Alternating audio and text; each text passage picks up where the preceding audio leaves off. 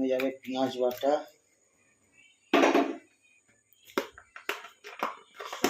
আদা বাটা, রসুন বাটা, হলুদ গুঁড়ো, জিরে গুঁড়ো, ধনে গুঁড়ো,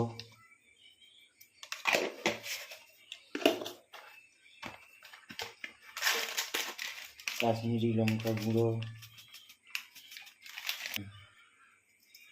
পরিমাণ মতো নুন,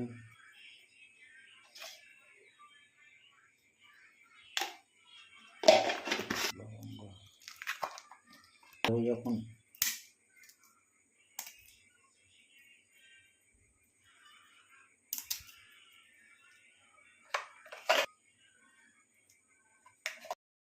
ফেটিয়ে রাখা টক দই,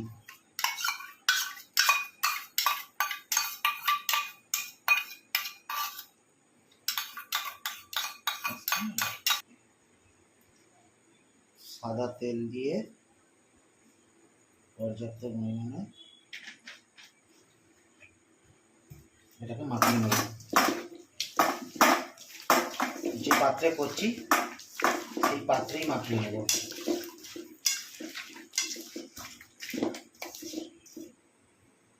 এক কোয়া রসুন এর সঙ্গে অ্যাড করে রাখবো।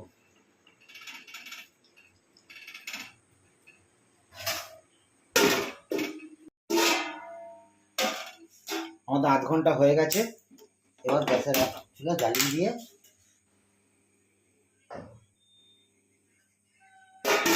হাই ফ্লেমে একে এখন ঢাকা দিয়ে রান্না করবো। মাংস জল ছেড়ে দিয়েছে, এবার একে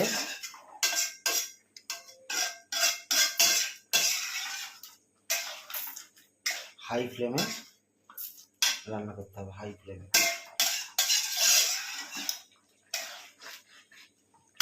যাতে রসটা শুকিয়ে যায় আর এই মাংসের জলেই মাংস সেদ্ধ হয়ে যাবে।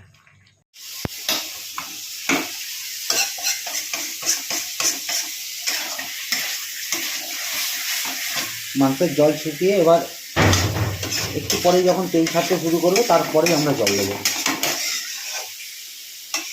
আমি কিন্তু বাবা ওরকম জোরে জোরে কথা বলে ভিডিও করতে পারি না, আমি যেরকম ভিডিও করে সেরকম ভিডিও করি।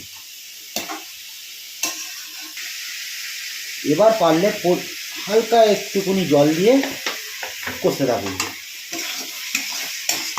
কিছুক্ষণ পর দেখবেন লাল লাল তেল কিরকম মাংসের সাইড দিয়ে ছেড়ে দিয়েছে।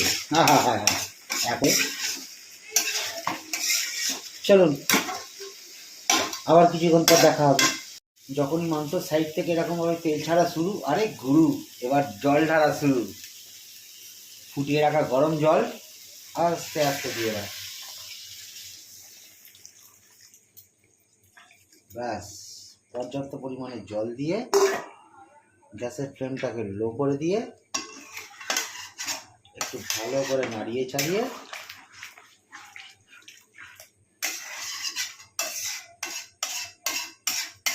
চারটে কাঁচা লঙ্কা, একটু চিনি দিয়ে আবার একটু নাড়িয়ে ব্যাস,